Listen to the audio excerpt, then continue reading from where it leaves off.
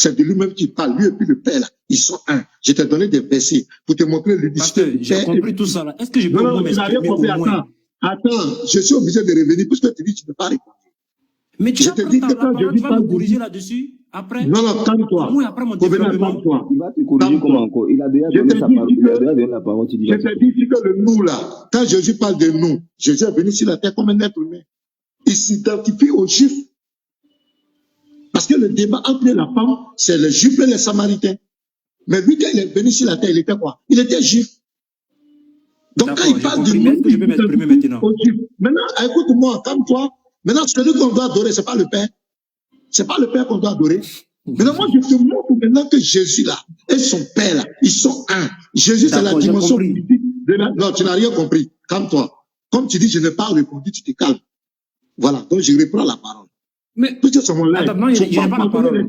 Donc, je n'ai pas la parole alors. Faut pas donner les... Je t'ai pas dit que tu n'as pas la parole. Mais pasteur, il ne faut pas montrer que tu as peur de mes arguments, pasteur. Tu peux te taire et puis je vais parler. C'est quoi? Tais-toi. C'est quoi? Ok, vas-y. Alors, faut te calmer. Il y a quel problème? Tu as posé une question, quelqu'un a pris près de 5 minutes, il a répondu. Tu dis qu'il n'a pas répondu. Tu dis je n'ai pas répondu.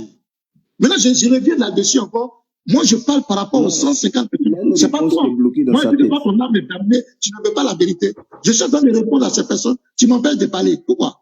Je dis, quand Jésus parle de nous à la femme ici, puisqu'il est venu sur la terre, dans le peuple juif, donc il s'identifie ici au peuple juif. Quand il dit nous là, il parle des juifs. C'est de ça que je parle. Maintenant, qui doit être adoré? C'est le Père qui doit être adoré. Au verset 21, regarde, je lis, femme, lui dit Jésus, crois-moi, l'heure vient où ce ne sera sur cette montagne, ni à Jérusalem, que vous adorerez le Père. C'est pas le Père qu'on doit adorer. Maintenant, moi, je t'ai prouvé que le Père, là, le Père et le Fils, là, ils sont un. Donc, si tu dis que Jésus est en train d'adorer le Père, c'est lui-même qu'il est en train d'adorer. Il ne sait pas un autre Dieu qui est quelque part. Le Père, c'est sa dimension éternelle qu'on ne voit pas.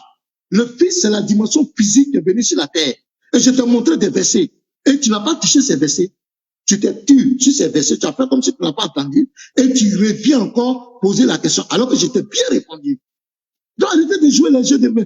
Les versets que j'ai pris là. Jean 14, verset 7 à 10. Il faut prendre, tu vas expliquer. 2 Timothée 4, verset 1. Dis-nous pourquoi il y a Dieu et il y a Jésus et le verbe s'accorde au singulier. Faut nous dire ça.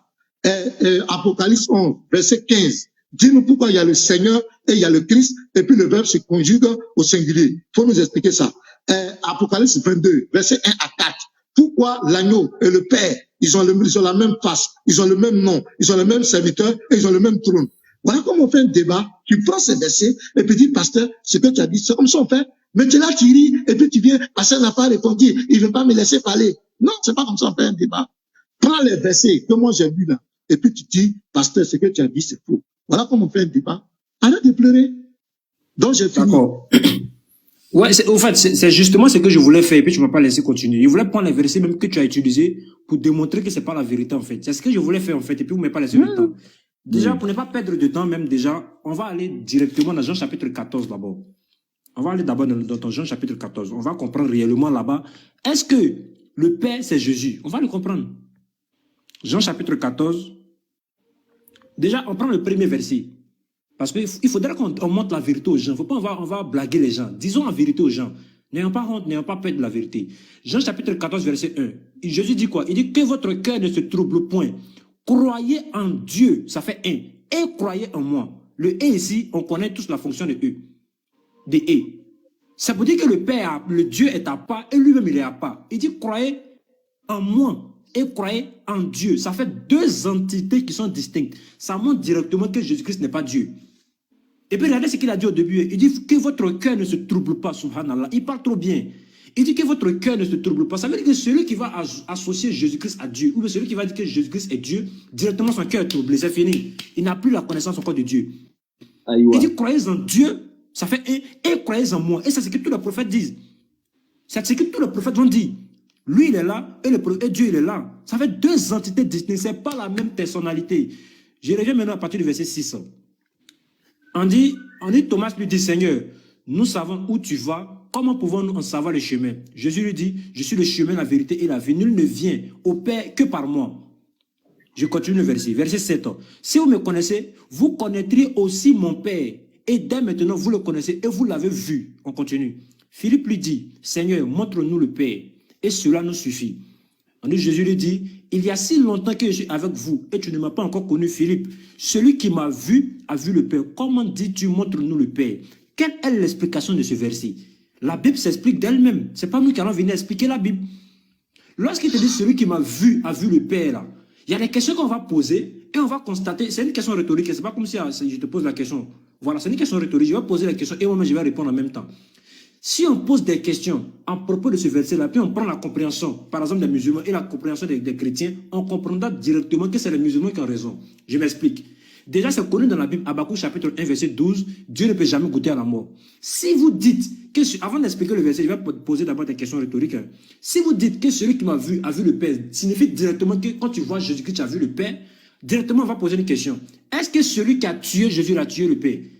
Directement, les chrétiens vont vouloir expliquer, non, ici, il y a la mort, c'est pas Jésus, non, c'est l'esprit, c'est-à-dire la cacophonie spirituelle directe.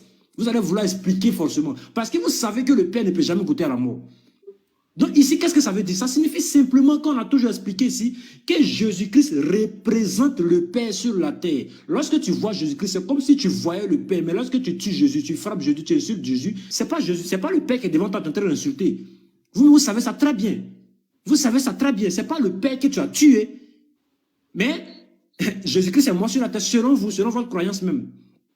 Donc ici, Jésus voulait montrer par là simplement qu'il est le représentant du Père sur la terre. Lorsque tu le vois, c'est comme si tu voyais le Père directement. Mais pas dans le sens de le percevoir, mais c'est dans le sens de le reconnaître. Tu reconnais le Père en lui. Parce qu'il est la bouche du Père sur la terre. Tout ce qu'il va dire, c'est le Père qui va le commander de dire. Donc c'est comme si tu voyais directement le Père sur la terre. Et lui-même, qu'est-ce qu'il a dit? Il dit à ses disciples, celui qui vous rejette, non, celui qui vous reçoit, il me reçoit. Celui qui vous rejette, il me rejette. Maintenant, celui qui vous rejette, rejette celui qui m'a envoyé.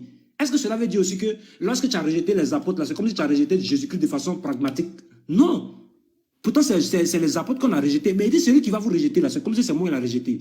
Pourtant, les apôtres ne sont pas Jésus. Ça, c'est biblique, c'est écrit dans la Bible. Je continue. Dans le même chapitre encore, au verset 28. Ça, c'est le verset, on va lire. Vous ne voulez pas qu'on lit, mais on va lire.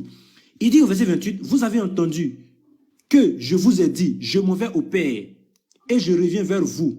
C'est comme si moi ici, je suis à Djamé, et puis je dis encore que je m'en vais à Djamé. C'est-à-dire, moi, je suis à Djamé, hein. Je suis déjà à Djamé, et puis je dis encore qu'il m'en va à Djamé. Il y a une cacophonie spirituelle. Je continue le verset. Si vous m'aimiez, vous vous réjouirez de ce que je vais au Père, car le Père est plus grand que moi. Il se compare directement ici au Père. Il montre son infériorité au Père. Il dit le Père est plus grand que moi. Le Père est plus grand que lui. Comment? Comment est-ce qu'une partie de Dieu a une partie qui est grande que lui? C'est-à-dire que Dieu il est déformé en quelque sorte. Comment se fait-il que tu as une minute pour chuter et puis nous aussi on va parler. Tu as une minute pour chuter. Ok. C'est vrai que vous êtes prêt, tu me fais signe, je vais m'arrêter. Comment se fait-il que dans l'entité divine... D'accord, il n'y a pas de problème. Comment se fait-il que dans l'entité divine, il y a une partie qui est grande qu'une? Ça, c'est quel déséquilibre spirituel, ça. Comment que Dieu lui-même, nous, Allah, il est puissant de toute éternité. Il dirige tout, il commande tout. C'est lui qu'on appelle Allah. Ça n'a rien à voir avec Jésus.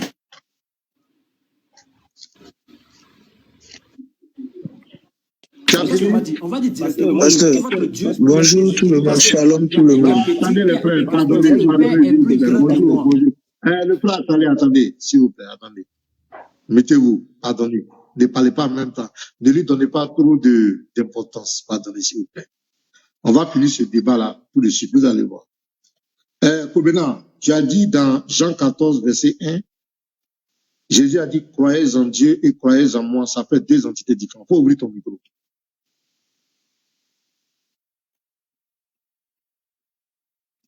Kobena, ouvre ton micro. Ouais. Tu as dit dans Jean 14, verset 1, Jésus a dit, croyez en Dieu et croyez en moi. C'est ça? Ça fait deux entités différentes, c'est ça? Ouais, ça fait deux entités distinctes. Ok, merci beaucoup. Lévi, il faut programmer, mais Apocalypse 22. C'est-à-dire qu'on laisse les gens parler, on va aller direct. Ça va finir tout de suite. Et puis on va revenir au thème. Voilà. C'est ça, on va voir ce qui va se passer. Mais quand les gens parlent, on ne comprend rien. C'est le même PDF de mouvement vous l'écoutez. Si vous allez voir ce qui va se passer. Lévite, et il me montra un fleuve d'eau de la vie limpide comme du cristal qui sortait du trône de Dieu et de l'agneau. C'est pas les mêmes deux entités là. C'est ça, non? On est d'accord. Je te pose la question ici. Première question. Écoute bien les questions. Pourquoi ils ont le même trône? Tu vas nous expliquer ça.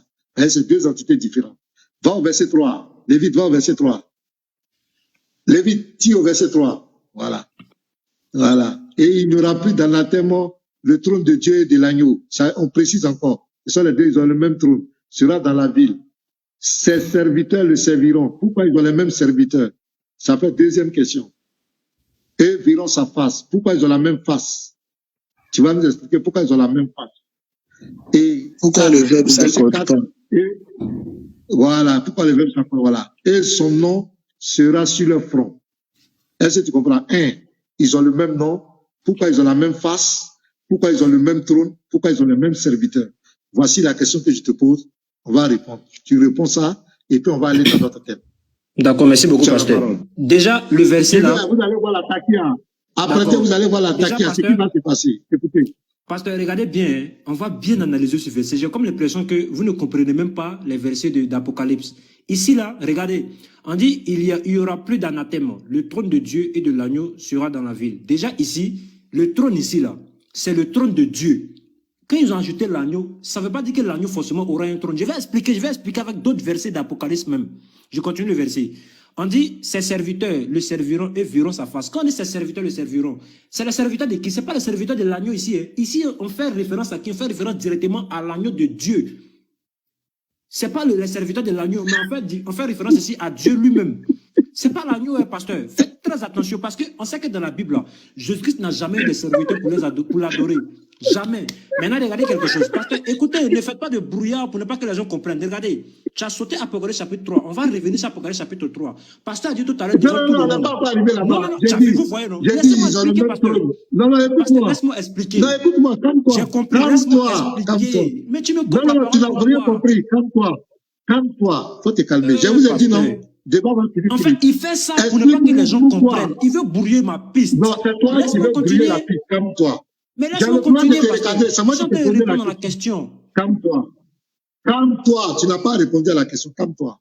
J'ai le droit de te recadrer. Il faut te calmer. Tu as eu le temps de développer, tu as raconté tout ce que tu veux. Voilà, Odile me calme. Il va le doucement. Odile, il a montré la vérité. Il va me calmer, il va pas descendre. Calme-toi. Calme-toi. Je t'ai posé 4 questions. Tu dis que l'agneau et Dieu, ce sont deux personnages distincts. Je t'ai posé il n'a pas dit personnage, il dit entité. Entité distincte, oui. C'est la même chose là, mon frère. Entité distincte. Donc, pourquoi ils ont le même trône? Parce qu'un prophète ne peut pas avoir le même trône que l'Éternel dans ce verset. 2. Parce que si tu prends trône, quand on va pas s'arrêter à trône, tu vas aller prendre l'Apocalypse 3, verset 21. Je t'ai dit que là-bas, ça ne parle pas de l'unicité dans l'essence, dans la nature. Non. Là-bas, il va expliquer. Tu me te calmer. Laisse-moi parler. Là-bas, quand on parle du trône là-bas, le trône représente le règne. Le trône représente le règne. Moi, je veux qu'on dise la vérité, donc il faut te calmer. Le trône représente le règne. Ça veut dire qu'eux, ils vont participer au règne. Maintenant, ici, ça ne s'arrête pas seulement au trône. On descend plus bas. L'agneau et Dieu, ils sont deux. L'agneau et Dieu ont les mêmes serviteurs. Ils ont la même face. On dit le trône de Dieu et de l'agneau. Et de l'agneau. C'est une conjonction de coordination. Ce sont les deux qui ont les mêmes serviteurs. C'est français, hein? Et ce sont les deux qui ont la même face. Ce sont les deux qui ont le même nom. Moi, je te demande de nous expliquer ça. Tu dis non, ça parle de l'agneau de Dieu. Qui a écrit l'agneau? Tu as vu l'agneau de Dieu ici? On dit Dieu et l'agneau. Dieu et l'agneau. Dieu et l'agneau. On n'a pas dit l'agneau de Dieu. Donc, si tu ne peux pas expliquer, tu peux nous expliquer ça. D'accord. Pasteur, moi, j'ai compris. Quand c'est comme cela, moi, tout ce que moi je demande seulement qu'on m'écoute. Si je mens, tu me corriges. Je suis ton petit, non? Tu me prends, tu me corriges copieusement. Là, moi, c'est que dans l'état de ma vérité. Pour ceux qui doivent comprendre, ils vont comprendre directement mon explication.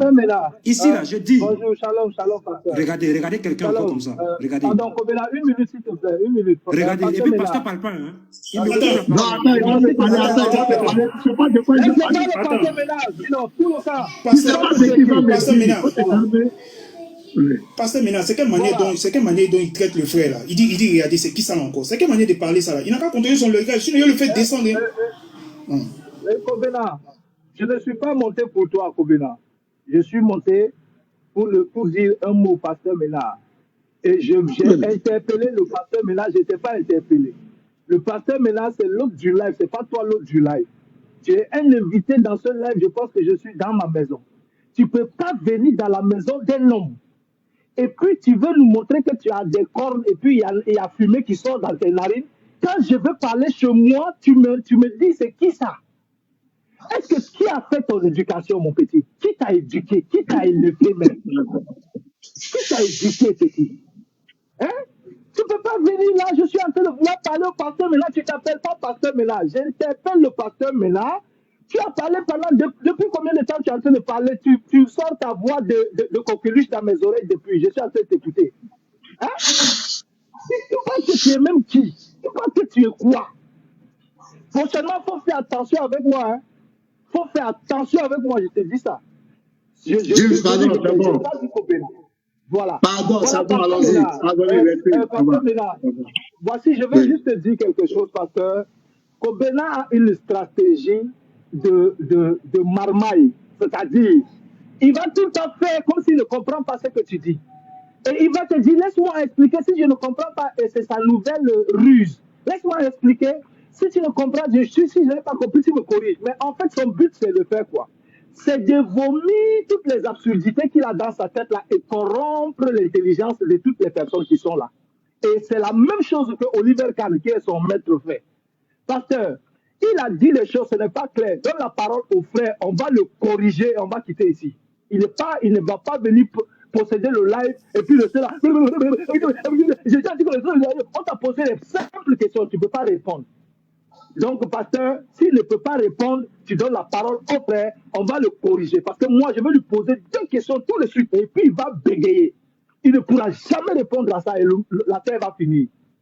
Donc, voilà, je vais laisser qu'il termine ce qu'il a dit. Parce que s'il termine par donner la parole au frère, on va le corriger ici et puis on va quitter dessus. Moi-même, je veux que vous me donnez 2 minutes après ce match. Je vais lui poser 3 questions. S'il répond à ça, on comprend que non. Comme lui, il veut nous enseigner la Bible, il connaît la Bible. Nous, on ne connaît pas la Bible. Et on va devenir ses disciples, comme lui, il est devenu le disciple de Oliver Kahn. Nous, on va devenir ses disciples et on va venir dire, Maître Kobena, enseigne-nous, on t'écoute. Voilà, je m'arrête. Ok. Donc, Kobena, tu réponds à ma question. Pourquoi ils ont le même trône? Pourquoi ils ont les mêmes serviteurs? Pourquoi ils ont la même face? Et pourquoi ils ont le même nom? Voilà, c'est la question que je te pose. Donc, tu veux répondre. Au fait, je disais tout à l'heure, pasteur Ménard, moi, c'est mon explication du verset que je donne. Et puis, je donne mon explication à la lumière de d'autres versets d'Apocalypse. Donc, moi, j'aimerais simplement qu'on m'écoute. Si j'ai menti, vous me corrigez tranquillement. En fait, ici, là, ils n'ont pas le même trône. La preuve, d'abord, c'est quoi? Ça se trouve dans l'autre verset. Mais avant même qu'on arrive là-bas, on va expliquer d'abord le verset. Déjà, regardez. Non, frère, remets le verset, s'il te plaît. Regardez, tu mets Apocalypse 22, verset 1 à 4. Non, à partir du verset 3. On va aller à partir du verset 3, parce que c'est là-bas que ça commence, en fait. Non, voilà, ça commence à 1. Ça commence au verset 1. On dit qu'il n'y aura plus d'anathème. On dit le trône de Dieu et de l'agneau sera dans la ville. Ses serviteurs, déjà ici, on devait mettre Sura, mais ils ont mis Sura. Donc ici, en réalité, Dieu a son trône à part et l'agneau également a son trône à part. Ça, je vais prouver ça après, mais on va continuer. C'est 2 trônes qui sont différents. Je continue le verset. On dit ses serviteurs le serviront. Ici, les serviteurs, ici, ce n'est pas mis pour Dieu en fait. Et ce n'est pas mis plutôt pour l'agneau plutôt. Mais c'est mis pour Dieu. Parce que c'est Dieu qui a des serviteurs. Jésus n'a pas de serviteurs. Il n'a pas de serviteurs. Si je peut-être à quelque chose que les serviteurs, ça signifie simplement que c'est les serviteurs en termes de prophète. On te suit parce que tu es notre prophète. Mais en termes de serviteurs adorateurs, non, non, non. Ça n'existe nulle part. Je continue le verset.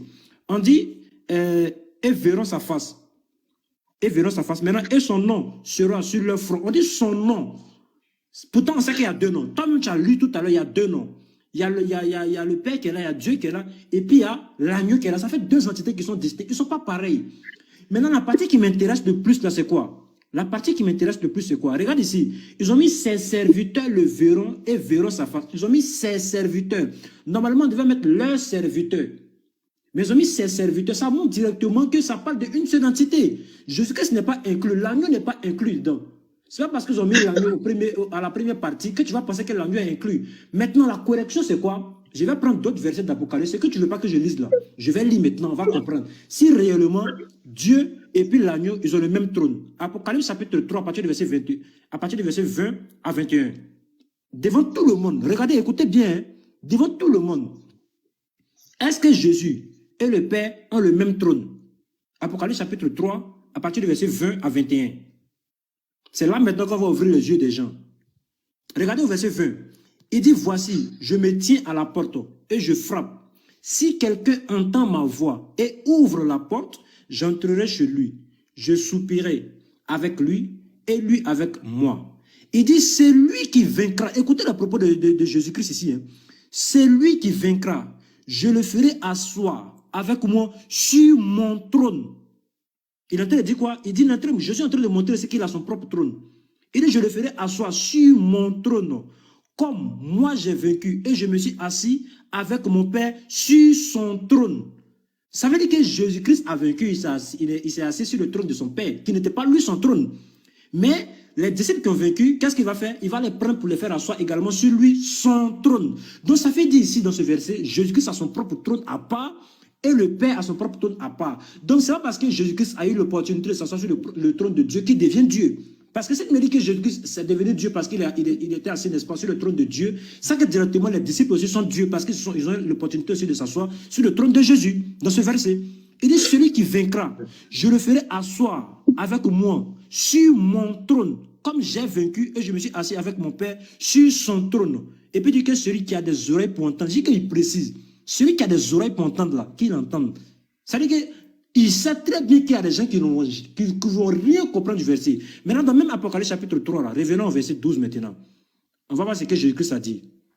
Là, je vais m'arrêter là. Là, dans même Apocalypse, je vais l'attraper parce qu'il y a d'autres versets qu'il avait utilisés. Je voulais revenir dessus, mais il n'y a pas eu le temps de pouvoir développer ça. Mais dans même Apocalypse, je vais vous montrer que même dans même Apocalypse, là, Jésus-Christ n'est pas Dieu là-bas encore. Et lui-même, il est un autre Dieu. Dans même Apocalypse chapitre 3, là, regardez au verset 10. 12 plutôt. Il dit, celui qui vaincra, je ferai de lui une colonne dans le temple de mon Dieu. D'abord, il dit de mon Dieu, ce n'est pas son temple. Il est dans le temple de mon Dieu, il n'est pas dans mon temple. Ça, c'est le premier point d'abord. Ça veut dire que Jésus-Christ n'a rien dans l'Apocalypse. Le temple ne l'appartient pas, ça appartient à qui? À son Dieu. Dans le même Apocalypse là. Et il n'en sortira plus. J'écrirai sur lui le nom de mon Dieu. Il n'a pas dit j'écrirai sur lui mon nom. Deuxième point. Et puis il dit encore de mon Dieu. Ça veut dire qu'il a son Dieu. C'est français qui a écrit, pasteur. C'est français qui a écrit. Le nom de mon Dieu, ça fait un. Il n'en sortira plus. J'écrirai sur lui le nom de mon Dieu encore. Ça fait deux. Et le nom de la ville de mon Dieu. Je continue. De la nouvelle Jérusalem qui descend du ciel d'auprès de mon Dieu. Et mon nom nouveau. Il dit maintenant lui son nom nouveau. Ça veut dire que dans même Apocalypse, même que vous avez utilisé là, Jésus est en train de montrer ici à 4 reprises, dans un seul verset seulement, Apocalypse chapitre 3 verset 12, il est en train de répéter mon Dieu, mon Dieu, mon Dieu, à 4 reprises, pour montrer que réellement il n'est pas Dieu. Maintenant, pour couper maintenant la tête, regardez maintenant ce qui est écrit ici. Regardez. Apocalypse chapitre 1, verset 1. Et puis je m'arrête là. Regardez bien, hein, on dit révélation de Jésus-Christ. Écoutez bien, Apocalypse chapitre 1, verset 1. Révélation de Jésus-Christ que Dieu lui a donné pour montrer à ses serviteurs les choses qui doivent arriver bientôt et qu'il a fait connaître par l'envoi de son ange à son serviteur Jean.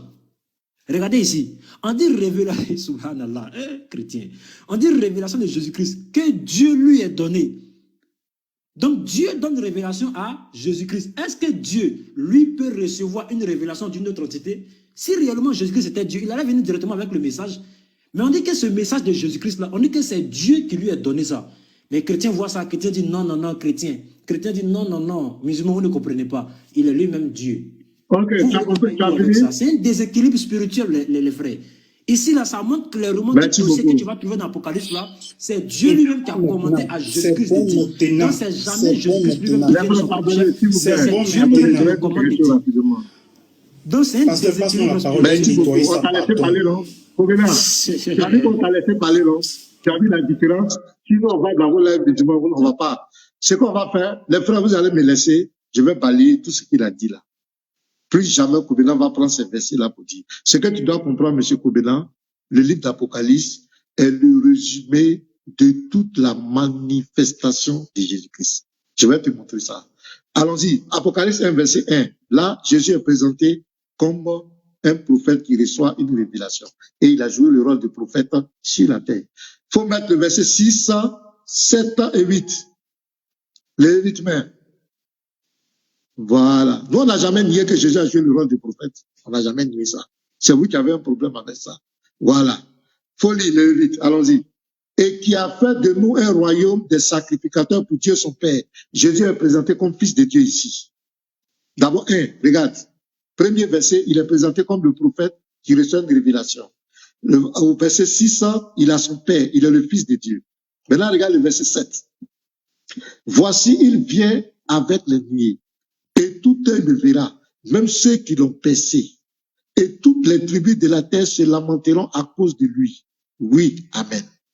Maintenant, regarde le verset 8. Je suis l'alpha et l'oméga, dit le Seigneur Dieu, celui qui est et qui était et qui vient. Qui vient? Voici, il vient. Verset 7. Voici, il vient avec les nuées et tout œil le verra. Celui qui vient, celui qui est ici. Je suis l'alpha et l'oméga, dit le Seigneur Dieu, celui qui était, qui est, celui qui est, qui était et qui vient, le Tout-Puissant, le Tout-Puissant. Apocalypse 1, il est présenté comme le prophète qui reçoit la révélation. Apocalypse 6, Apocalypse 1, verset 6, il est le fils de Dieu parce qu'il a son Père. Apocalypse 7, verset 8, Jésus est présenté comme le Dieu Tout-Puissant. Ce sont toutes ces manifestations. Je continue encore. Apocalypse 1, le verset 17 à 18. Écoute très bien. Quand je le vis, j'ai tombé à ses pieds comme mort. Il posa sur moi sa main droite en disant, ne crains point, je suis le premier et le dernier. Je suis le premier et le dernier. Ésaïe 44, le verset 6. Ésaïe 44, verset 6. Ainsi parle l'Éternel, roi d'Israël et son Rédempteur, l'Éternel des armées. Je suis le premier et je suis le dernier. Combien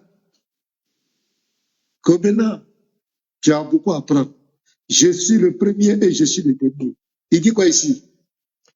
Ne crains point, je suis le premier et le dernier. C'est qui parle? C'est Jésus qui parle. Donc ici, tu vois, Apocalypse 1, il reçoit la révélation compris. Il a joué le rôle de prophète sur la terre. Apocalypse 1, 6, il est le fils de Dieu parce qu'il a son Père. Apocalypse 7, verset 8, Jésus est le Tout-Puissant. Tu comprends? C'est le même. Apocalypse 1, le verset 17, Jésus est le premier et le dernier. Maintenant, regarde le verset 12, 18.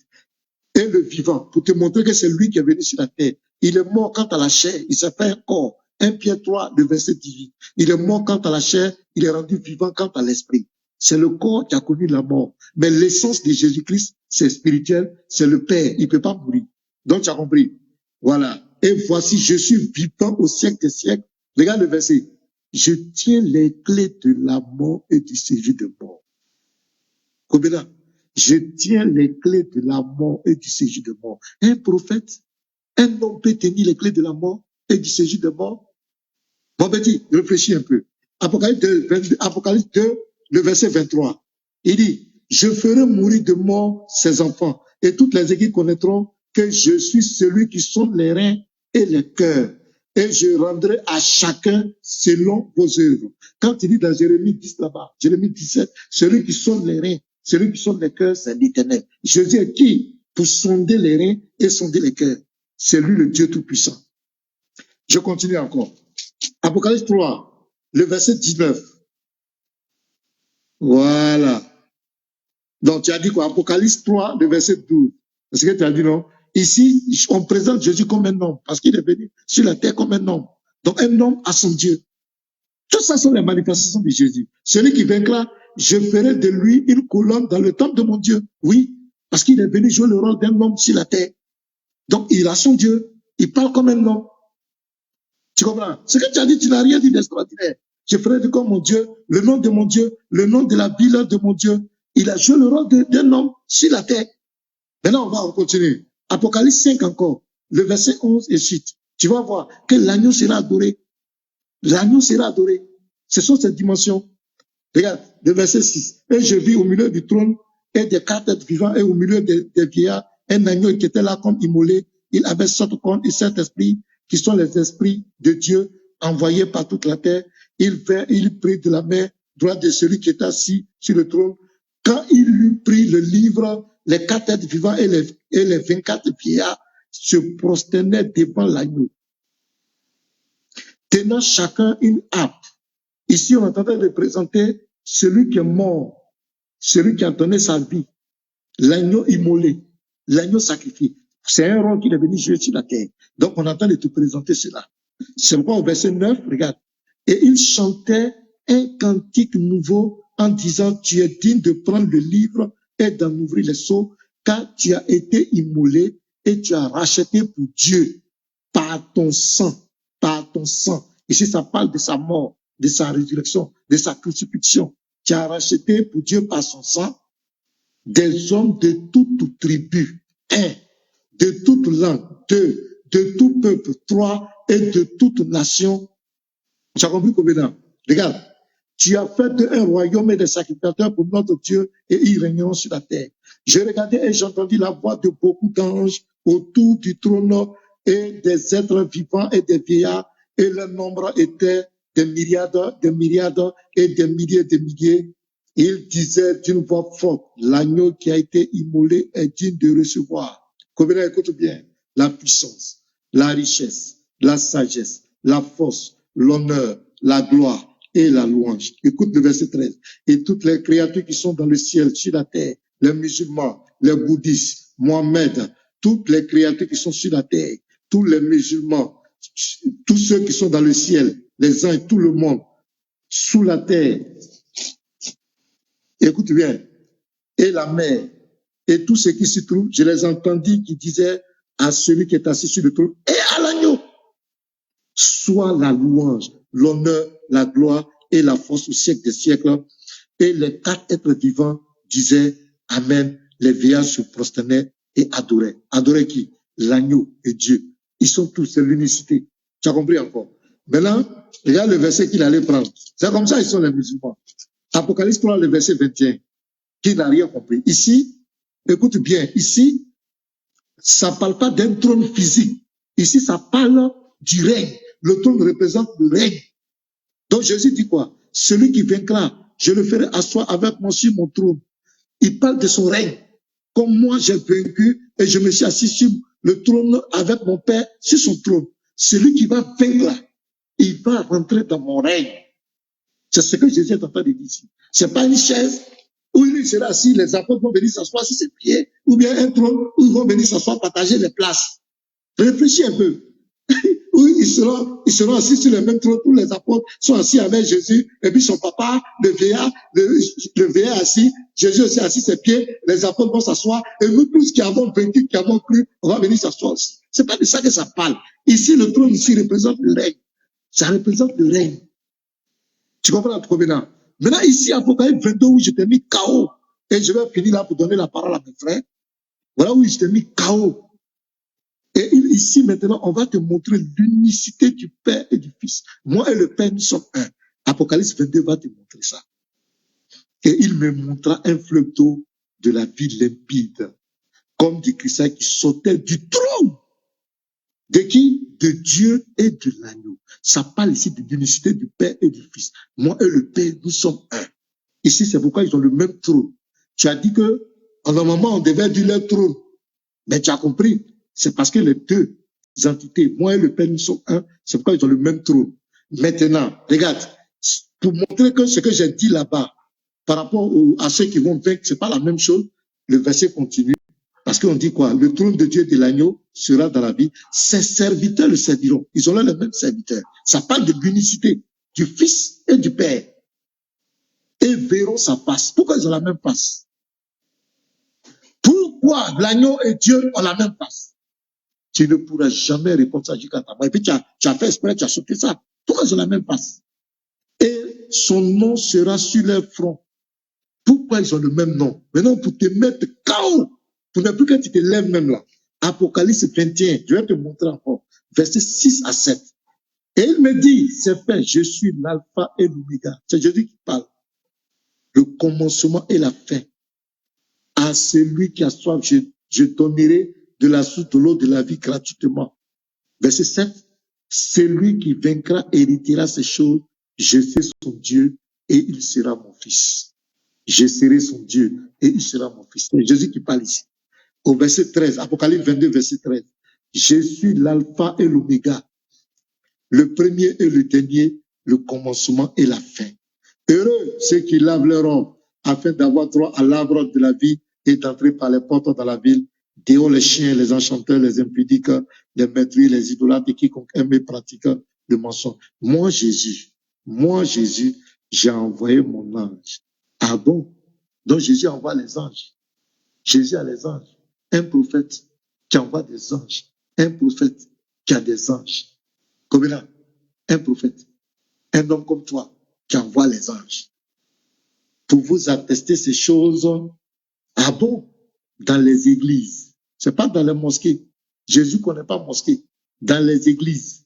Je suis le rejeton et la postérité de David, l'étoile brillante du matin. Tu as vu encore? C'est une autre identité de Jésus qui a été programmée. Dans le livre d'Apocalypse, si tu mets ta tête dedans, on va te presser. Parce que le livre d'Apocalypse présente toutes les manifestations, le résumé de tout ce que Jésus est venu faire sur la terre. C'est pourquoi il est présenté comme un prophète qui reçoit la révélation. Il est présenté comme le Fils de Dieu. Il est présenté comme le Dieu Tout-Puissant. Il est présenté comme celui qui est mort et ressuscité. Il est présenté comme le premier et le dernier, l'alpha et l'oméga, le commencement et la fin. Il est adoré. Il est adoré par les 24 veillards. Il est adoré par les anges. On te présente l'unicité de son trône avec le Père.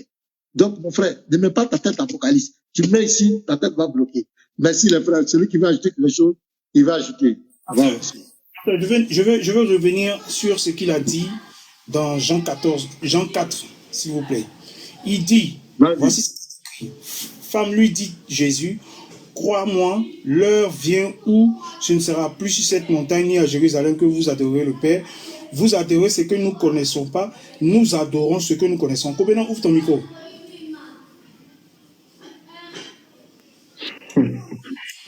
Je veux que tu me montres un verset où c'est écrit que Jésus a adoré Dieu. Dans le même verset, quand il dit nous adorons, c'est qu'au fait, le problème c'est quoi? Faut pas, on va faire, n'est-ce pas, d'une fuite en avant. Non. Tu veux, écoute-moi, je vais répondre à ta question. Oui, je vois déjà. Oui, réponds à tout ce que je demande. Réponds-moi c'est ce qu'ils sont en train de dire, non? En fait, le verset que tu cherches là, le verset que tu cherches là, c'est ce verset-là même qui est là, en fait. Je ne sais pas si vous comprenez. Le verset même qu'il cherche là, où on dit Jésus-Christ a adoré là, c'est ce verset-là même qui est là. Il veut me faire sortir du verset. Sinon, c'est ce verset-là même qui est là. Il dit nous adorons. Écoute. Quand il dit nous adorons, quand il dit, oui, c'est pas quoi. Souvent, c'est écrit noir sur blanc. Vas-y. Vous faites exprès, mais vous ne le voyez pas vraiment. Il dit nous adorons ce que nous connaissons. Nous adorons ce que nous connaissons. Quand il dit nous adorons, est-ce que lui n'a pas y compris? Il n'a pas y compris le nom. Ok, je te demande. Maintenant, écoute, quand il dit nous adorons, là, ça veut dire qu'il est dedans, on est d'accord, non? Mais ça veut dire qu'il fait partie des adorateurs, c'est clair. Ok. Écoute-moi très bien. La Côte d'Ivoire joue aujourd'hui. Si elle a gagné, que j'ai dit nous avons gagné, j'ai joué aussi. Non, tu n'as pas joué aussi. Mais le nous, là, ça ne m'implique pas dedans. Mais ici, nous, là, si quelqu'un dit... Ici, on parle de... Non, doucement. Qu'est-ce que... Doucement. Nous là, ça veut dire quoi? Il faut répondre à ce que tu as dit. Nous là, ça veut dire quoi? Ça implique la personne qui parle ou bien ça n'implique pas la personne qui parle? Réponds à ma question. D'accord. Regarde, je vais te répondre, tu vas comprendre que même avec l'exemple que tu as pris, je vais t'attraper dans ton exemple. Regarde, tu as dit tout à l'heure, le nous ici, c'est comme si on dirait que la Côte d'Ivoire joue au football. Pourtant, le nous ici n'est pas y compris, n'est-ce pas? C'est pas forcément que toi tu as joué, mais c'est susceptible que toi tu joues. Et je m'explique, regarde quelque chose. On dit la Côte d'Ivoire joue, nous avons gagné, mais c'est pas forcément que l'habitant, celui qui n'est pas footballeur joue, mais c'est susceptible que toi tu joues. Il y a une possibilité que toi tu joues. En fait, je sais pas si on se comprend. Covenant, ma question. Les frères, je vais vous muter, laissez les deux échanger, sinon je serai obligé de vous muter. Voilà, c'est bon. Je t'ai posé une question. Est-ce que le nous implique... Non, mais laisse-moi terminer la question. Il y a eu du bruit. Laisse-moi terminer la question. J'ai dit, le nous adorons ce que nous connaissons pas là. Ce que nous connaissons là. Est-ce que le nous implique la personne qui parle? C'est toute ma question qui est là. Ok, déjà, pour répondre à la question, dans ce verset-là, ça implique Jésus-Christ. Parce que lorsque tu lis le contexte, tu vois directement qu'il est y compris. Pourquoi? On va relire le verset, regarde. On relit le verset. Je vais mettre le verset devant moi ici. On va relire. Et puis maintenant, on va aller dans ton exemple que toi-même tu as pris. Jean chapitre... Voilà. Jean chapitre 4. Je prends le verset devant moi ici pour lire avec vous. Verset 21. Voilà, regarde ici.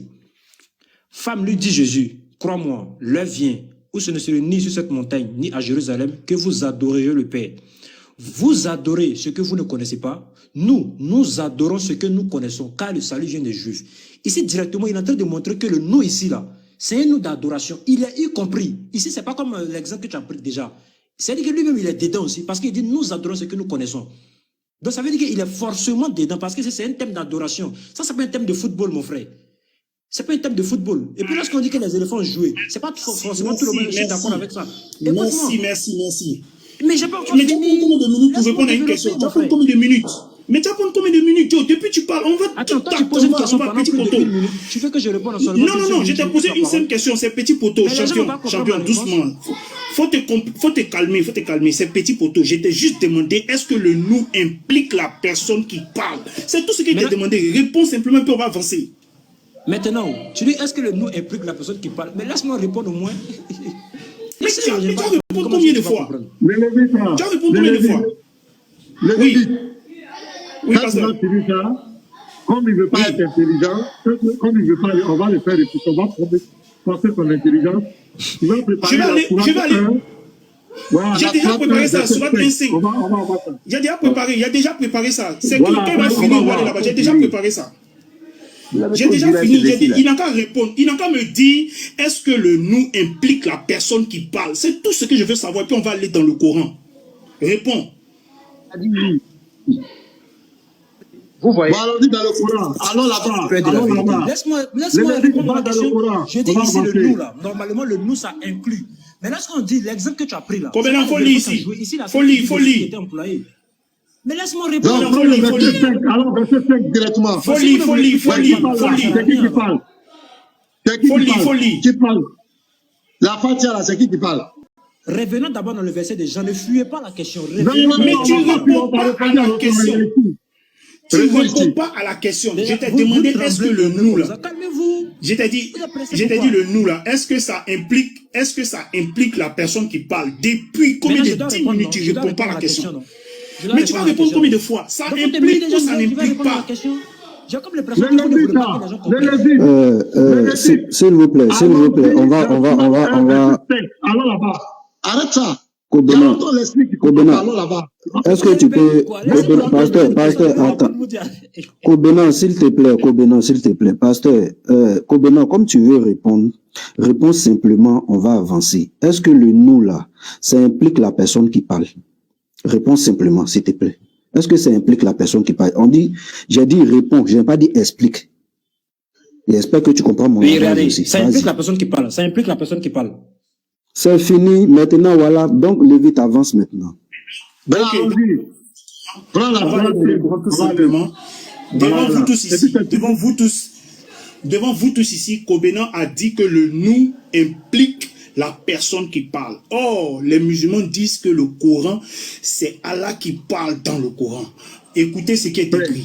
C'est toi seul que nous, le nous, qui implique la personne qui parle, selon Kobena, se retrouve ici. C'est toi seul qui parle. Or, Kobena dit que c'est Allah qui parle dans le Coran. Donc, c'est Allah qui parle ici. Il dit, c'est toi seul que nous adorons. Ma question, Kobena, le nous qui implique Allah lui-même, Le nous qui implique Allah lui-même là. Hein? Allah adore qui? Allah adore qui? Voici ma question. Allah adore qui? Ok, je vais répondre. En fait, le niveau est trop bas, les frères. Franchement dit. C'est quelque chose. Oui, c'est très bas. Réponds. Faut pas attaquer les gars. Regardez, je vais vous expliquer. Ici, là, ça parle des adorateurs. Ça tu vas expliquer. C'est ce que Dieu nous demande de répéter. En fait, ça, c'est ce que Dieu nous demande de répéter. C'est nous, on répète ça. C'est pas là qui répète ça. Tu vois, là, qui vous dit de répéter. il veut expliquer. Mais qui a prononcé la parole? Qui a prononcé? Ça, c'est pas là qui répète ça. Qui a prononcé? Qui parle? C'est pas ceux que nous adorons. Qui parle? C'est la parole de qui? Qui parle? Qui parle? Qui parle? C'est la parole de qui? Je suis en train de répondre à la question. Je dis. Mais ma question est demandée qui parle. Ma question est de savoir qui parle. Non, je n'ai pas demandé qui répond. Je n'ai pas demandé qui répond. Je n'ai pas demandé qui répond. Je n'ai pas demandé qui répond. J'ai dit qui parle. Il ne veut pas que je développe un peu même. Mais réponds ma question. C'est ma question. Tu dois répondre. Mais c'est une question autre que Kobenon, tu vas développer. Réponds à ma Regarde, question. Kobenon, tu vas développer. Réponds à ma question. Les Lévites, s'il te plaît, les Lévites. Kobenon, tu vas développer, mais au moins, prends le temps, tu réponds à la question. Ensuite, tu développes, mais tu ne réponds pas. Tu veux, c'est ce qui est compliqué en fait. Réponds, qui parle? Donne-nous le nom de la personne qui parle et puis tu développes. Vas-y. Je dis c'est la parole d'Allah. Premièrement, d'abord, c'est la parole d'Allah. Maintenant, ce verset-là, on comprend ça. Ce n'est pas ça la question. Ce n'est pas ça la question. Regardez, il y a ce que vous faites. Ce n'est pas ma question. Pas que je m'exprime. Mais ce n'est pas ma question. Ce n'est pas ma question. Pasteur, les Lévites, répète ta question. Non, les Lévites. Le professeur. Les Lévites, s'il te plaît, répète ta question. Attendez, les frères, attendez. Voilà, il va répondre à qui parle. Nous, on veut le nom. En fait, donne-nous le nom de la personne qui parle ici, Kobenon, s'il te plaît. Vas-y. Voilà, je veux savoir qui parle. Il faut prendre Coran chapitre 15. Comme vous ne voulez pas que je parle, j'explique. Prends Coran chapitre 15, non, verset 87. J'ai dit, qui parle, qui parle, verset 4 et verset 87. Tu veux pas que je réponde? C'est pas ça notre envie, c'est qui parle. Kobenon, faut pas hésiter. Il était dans la Bible, là. Je le dis. Quand il était dans la Bible, là, il était en train de raconter cette bêtise. Tu as vu la différence, nous et vous? Dans la Bible, là, toutes les questions que tu as posées, on t'a répondu. On t'a répondu. Une seule question dans le Coran, tu es bloqué. On dit qui parle ici, c'est qui? C'est la parole de qui? Faut répondre. C'est ça là qui est une grosse question, juste qu'il n'y a pas reste là. Oui, qui parle? On va forcer ton intelligence. Mais tu veux savoir qui parle? Je vais te répondre maintenant. Voilà, réponds, qui parle ici? Qui parle? Je dis, dans ce verset-là, c'est la parole d'Allah. Oui. Le Coran, c'est la parole d'Allah. C'est pas la question, ce n'est pas ça la question. On n'a pas demandé ça. C'est pas la question qui est là. Tu vas pas Pasteur, s'il ne veut pas répondre, Kobenon, s'il te plaît, comme tu refuses, non, attends d'abord. Comme pasteur, comme il ne veut pas répondre, moi je vais me prononcer aussi sur tout ce qui a été dit par rapport à la Bible, puisqu'il refuse de répondre. Parce qu'on ne peut pas te demander qui parle, et puis tu vas nous envoyer ailleurs. Donc on va. Bon, donne qui parle, donne-nous le nom de la personne. Non, donne le nom. C'est du français. Qui parle? C'est du français. C'est du français. On te demande qui parle. On te demande qui parle. C'est du français. Qui parle? Tu as déjà lu Coran 15. Tu as déjà lu